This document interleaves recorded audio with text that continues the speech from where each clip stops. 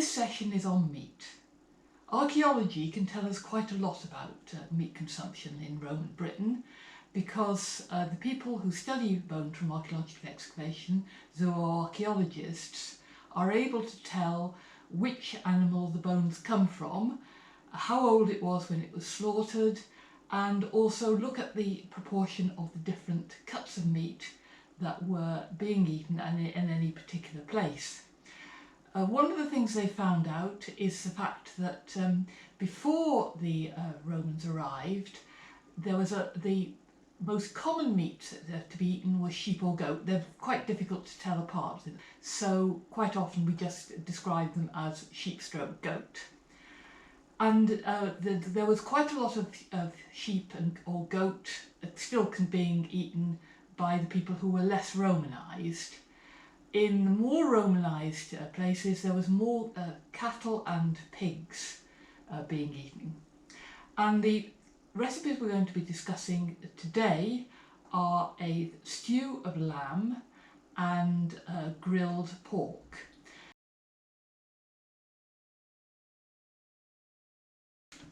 We'll start with the lamb stew. We have 500 grams of lamb here. It's from a Welsh mountain breed called Badger Face, and this is the Torwen variety, which actually looks very similar to some of the very primitive breeds like Soay sheep.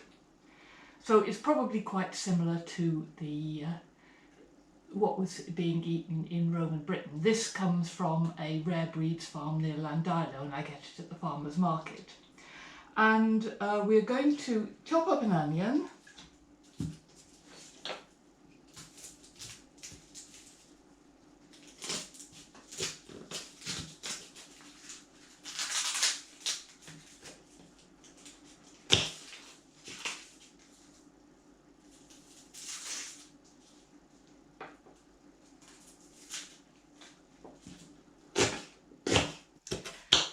The lamb in this recipe, which comes from the lamb section of Piccius, is described as cupadia, which seems to refer to some sort of cut-up meat, although the precise meaning isn't entirely clear.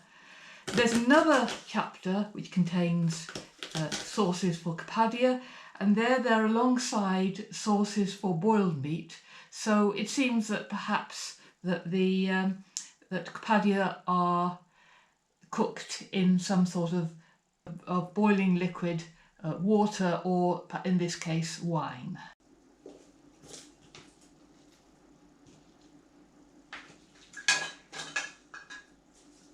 And a bunch of coriander, including the root. As I said for the recipe on lentils, the root actually is very good for maintaining the flavour while it's being cooked, less so the leaves.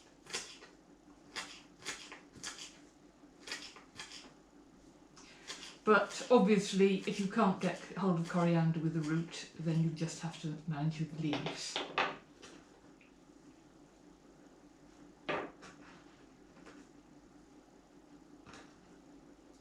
Then we grind our spices. We want half a teaspoonful of black pepper,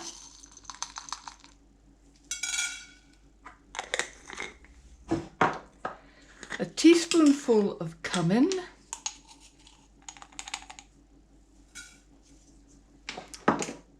and half a teaspoonful of lovage. Put them over a low heat until they become crisp. The encyclopedist Pliny the Elder mentions that lovage could be replaced by aniseed, but if you do that, you only need about half the amount.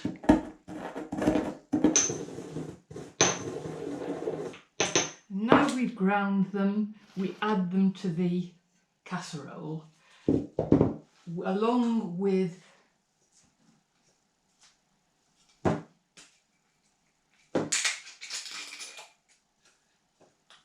six 60 millilitres of white wine,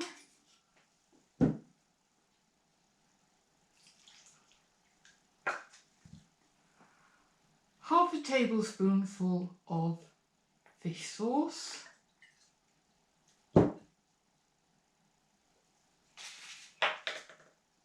and a tablespoonful of olive oil.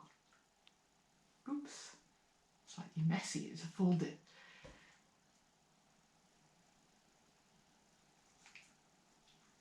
Stir that around.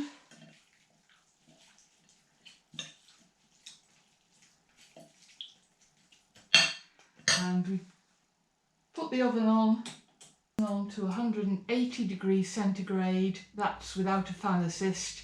If your oven has a fan assist, then just be guided by what it says on the instructions. And we cook that. Now the oven's up to temperature, we'll put the meat in.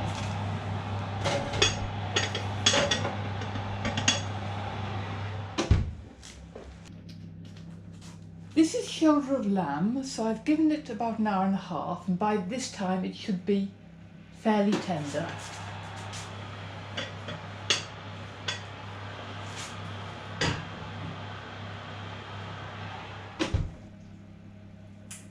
Yes, that's reasonably tender. So now we want to thicken it slightly using corn flour. The recipe says wheat starch, but corn flour is a very acceptable substitute. And we want about a teaspoonful of that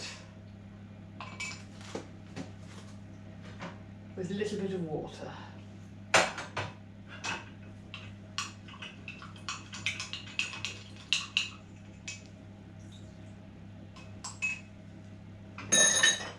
Stir that in. Put it back in the oven for another quarter of an hour just to thicken.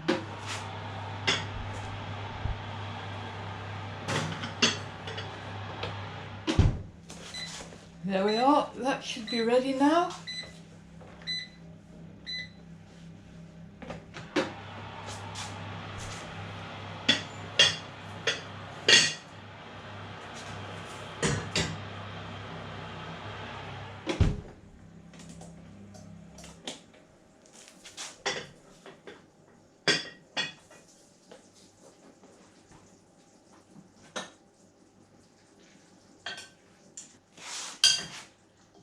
Nicely done with thick gravy.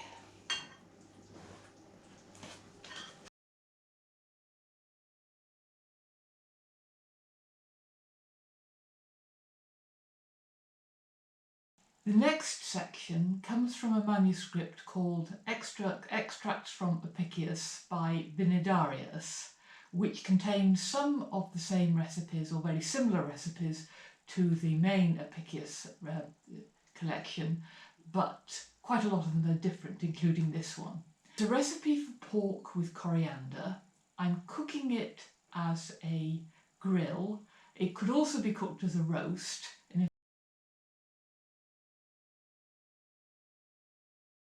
And we start by chopping up the herbs, coriander of course. We want a bunch of it.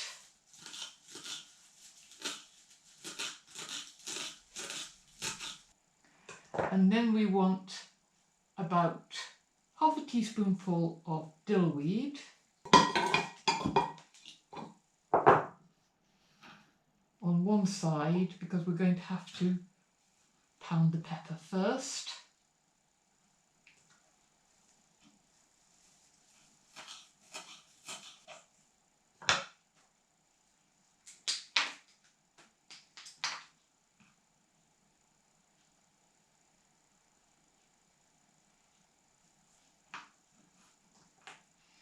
And about a teaspoonful of oregano.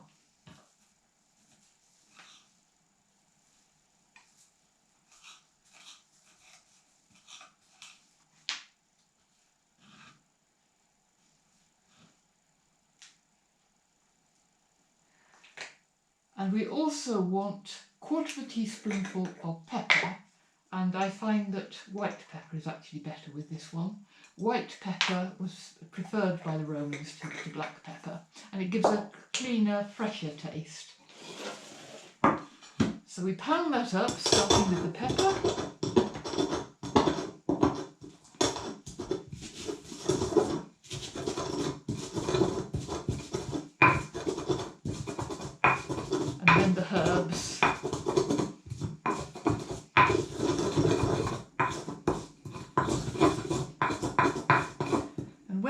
both are reduced to a paste, we add the liquid ingredients. We need a teaspoonful each of fish sauce,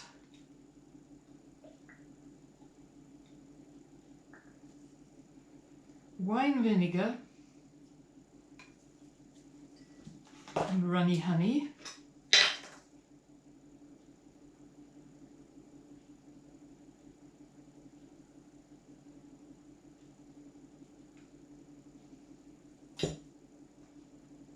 a tablespoonful of grape juice concentrate, de frutum,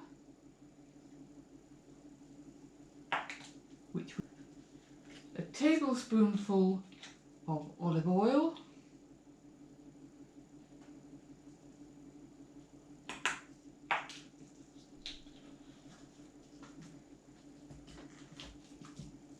and 60 millilitres of wine. And I find that the best wine to use with pork recipes is a red which isn't too full-bodied. I'll just put a little bit there at the moment and incorporate the rest later, otherwise it might splash.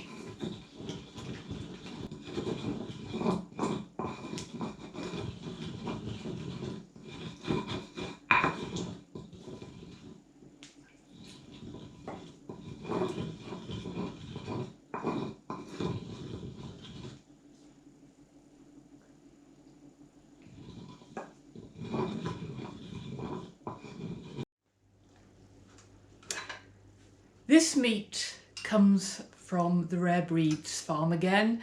It's a cross between wild boar and a Tamworth pig.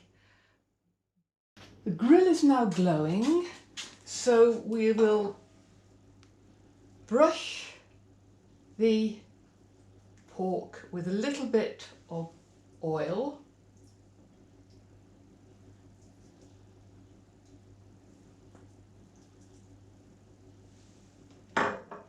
And put it under the grill, and we will give it about 4 or 5 minutes per side. If you get your meat from the supermarket, it will have the time recommended for the thickness of the steaks on the pack.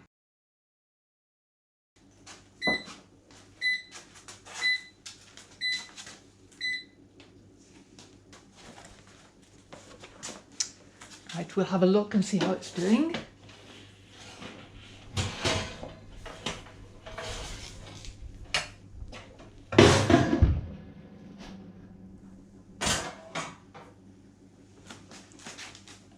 And turn the meat over.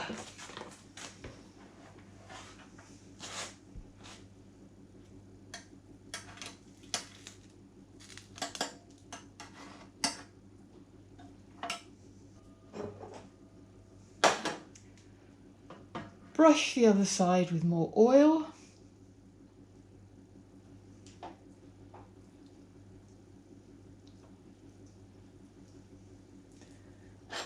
And put it back under the grill for another 5 minutes.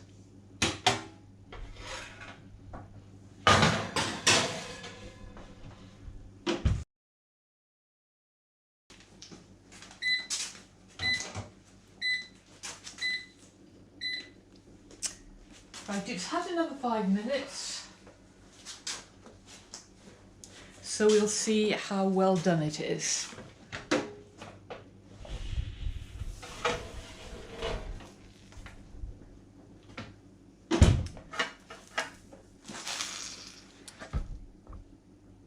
Pork should be reasonably firm.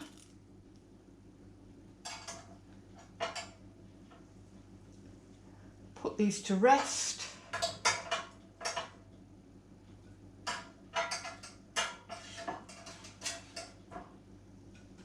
While the meat is resting, we'll heat the sauce and prepare the garnish.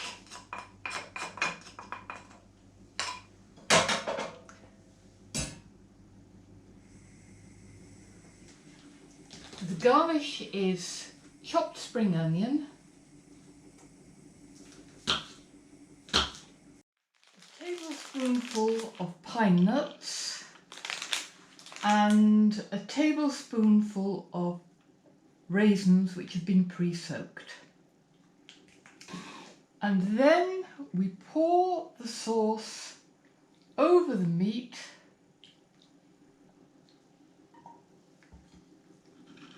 and scatter the garnish over, making sure that everybody has a bit.